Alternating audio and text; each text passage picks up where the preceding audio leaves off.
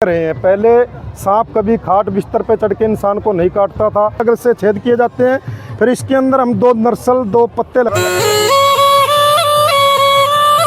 15 सालों में ये लुप्त भी हो जाए कर चुके हैं। जैसे इडली गए है, इसकी सब्जी नहीं बनाई जाती और तुम्बा होता है साथ में, वो भी बेल पे ही लगता है। अब तो ये शादी है, किसी बाजार में नहीं मिलेगी आपको, इसे सपेरा लोग ही बनाते हैं।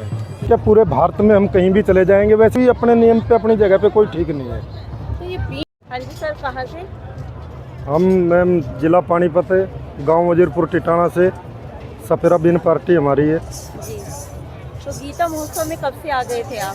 जब से ये मेला लगना शुरू हुआ है, पिछले 20-25 सालों से, 25-30 साल से आ रहे हैं हम तो यहाँ पे। तो ये पूरी पार्टी है आपकी? ये हमारी पूरी पार्टी 8 आदमी का ग्रुप है हमारा। तो हर साल आते हैं सर आप? हर साल आते हैं जी। तो कैसा लगा आपको गीता महोत्सव में आके? हमें तो बहुत अच्छा लगता है, पब्लिक का भी प्यार मिलता, हम भी मनोरंजन करते हैं लोगों का। जी। बहुत तो अच्छा लगता है यहाँ के। ये क्या आपके बड़े बूढ़े इस तरह का काम करते थे? ये हमारा परंपरा ही है हमारी सपेरों की। ये तो हमारा खानदान नहीं है। अपने बड़े बुजुर्ग, अपने गुरु लोगों से हमने इस विद्या को सीखा है। पहले तो गाँव में भी बीन बजाते थे, सांप दिखाते थे, अब तो वो बंद है। अब तो ये मेलों में, यहाँ विवाह शादियों में बीन पार्टी का काम अपना। कितने अब कलाकार होंगे जो इस चीज़ को भी अपना चुके हैं या अपना रहे हैं? अब तो आने वाली युवा पीढ़ी तो इसको नहीं सीख रही है, क्योंकि मेन रीज़न जो सांप और सपेरे का था, वो सांप वाला सिस्टम हमारा बंद हो गया, अब रखते नहीं है। तो अभी बीन सीखते नहीं है। पहले हम गाँव में जैसे हमारे गुरु लोग जाते थे, बीन बजाते थे, तो सांप का खेल वगैरह दिखाते थे। उसके साथ में हमारे शिष्य वगैरह हमारे साथ में जैसे जाते थे, तो वो कभी तुम्बा बजाते थे तो कभी बीन भी बजा लेते थे। लेकिन अब बीन बजाने वाले कम है, शायद आने वाले 10-15 सालों में ये लुप्त भी हो जाए ये कला। तो इस तरह के कलाकारों के लिए सरकार कुछ कदम उठा रही है? जी, सरकार ने भी हमारे बारे में बहुत कुछ सोचा, तभी तो हमें हर साल बुलाते हैं। अब इसके बाद में सूरजकुंड मेला में भी जाएंगे हम।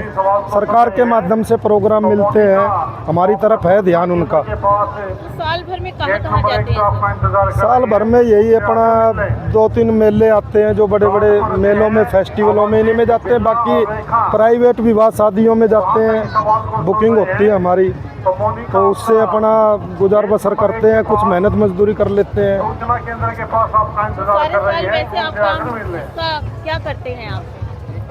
पूरा साल तो मैम ये नहीं चलता। अब जैसे अब सीज़न चला हुआ है, जैसे ये नवंबर का है, अभी दिसंबर में थोड़ा कम हो जाएगा, जनवरी में भी, फिर फरवरी में, मार्च में होगा। फिर अन्य जो टाइम है उसमें अपना मेहनत मजदूरी करके ही गुजारा ही होता है अपना। क्या शादी ब्याहों में भी इनवाइट किया जाता है आपको? जी किया जाता है, लेकिन कुछ डीजे की वजह से हमारा काम बंद हुआ।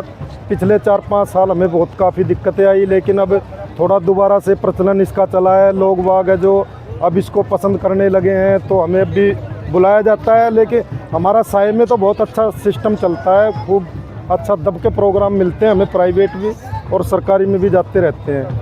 जितने भी हमारी ये पुरानी कला है, युवाओं को क्या संदेश रहेगा?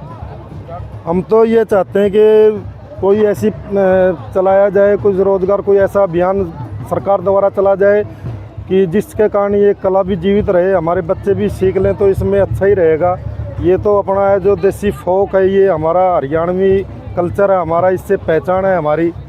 तो ये पहचान लुप्त होने के ही कगार पे है, क्योंकि नए युवा बच्चे सीख नहीं रहे। अगर सरकार कोशिश करे, आपके चैनल के माध्यम से हम रिक्वेस्ट करते हैं गवर्नमेंट से भी हमारी तरफ देखे, सोचे, कुछ रोज़गार के बारे में भी सोचे हमारे लिए, यही कहना चाहते हैं। कुरुक्षेत्र वार्ता से बातचीत करने के लिए बहुत बहुत धन्यवाद। जी मैम, वैसे हमारे को कोई ब्याह शादियों में इनवाइट करना चाहते हैं तो अपना मोबाइल नंबर है 9812652918, 98-126-52-918।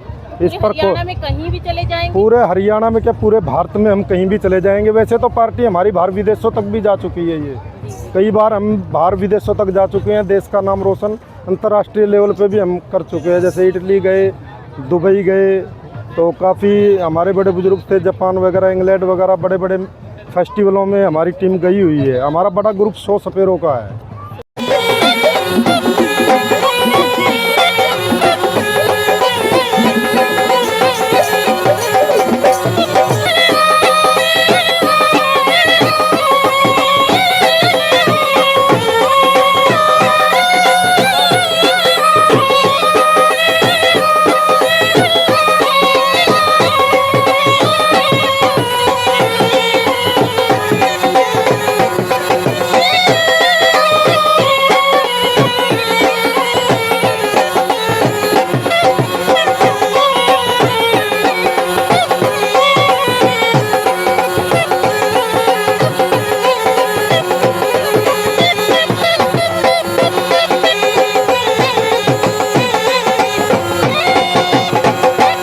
अभी यहाँ पर हमारी 8 आदमी की पार्टी, हमारा 8 से 100 कलाकार तक का हमारा बड़ा समूह रहता है, जिसमें हम 3-4 राज्य के सपेरा मिल के काम करते हैं। तो अच्छा, हम आपसे एक बात जानना चाहेंगे, ये भ्रम है कि बीन का नाग से या नागिन से कोई संबंध होता है? ऐसा है मैम, ना तो वो बीन बजाने वाले रहे, ना ही वो नाग रहे।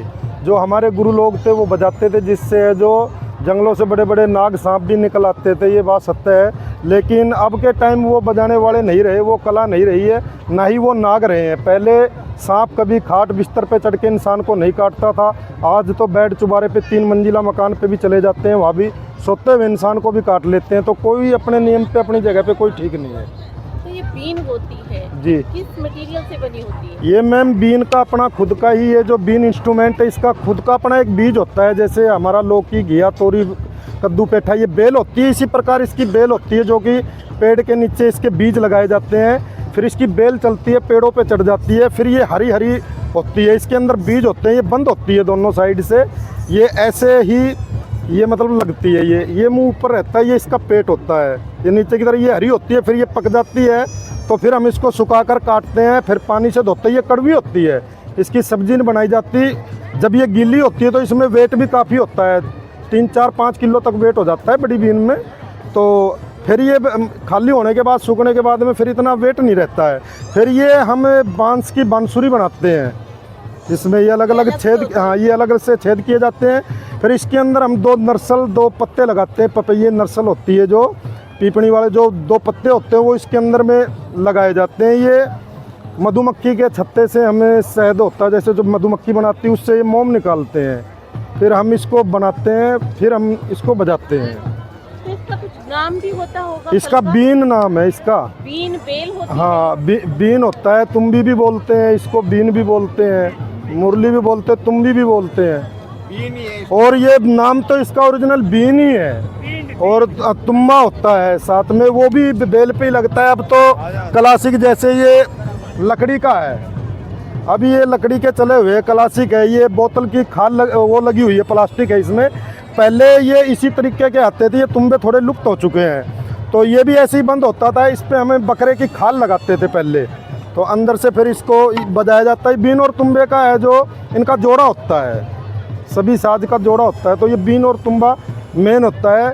फिर हमारे साथ में जैसे खंजरी होती है, ढपली होती है, ढोलक, भंगड़ा, ढोल वगैरह, इसके साथ का भी इंस्ट्रूमेंट है जो प्ले कर सकते हैं हम। तो सब कुछ कुदरती तैयार होता था पहले? ये कुदरती है, ऑटोमेटिक, ये लोकवाद्य यंत्र है ना, ये तो प्रकृति से पैदा है ये साज, ये किसी बाजार में नहीं मिलेगी आपको, इसे सपेरा लोग ही बनाते हैं। और इसको बजाते भी हमें, वैसे तो इसको कोई भी सीख सकता है, इंसान के लिए कोई बड़ी बात नहीं है, जो मर्जी चाहे सीख सकता है, लेकिन इसको हमारे सपेरा जाति के लोग ही ज़्यादातर बनाते हैं, तैयार करते हैं। तो इस बीन पर आप हर तरह का गाना बजा लेते हैं? इसमें गाना भी बजाते हैं, भजन भी बजाते हैं, कव्वाली भी बजाते हैं, राग और रागनी सब बनता है इसमें।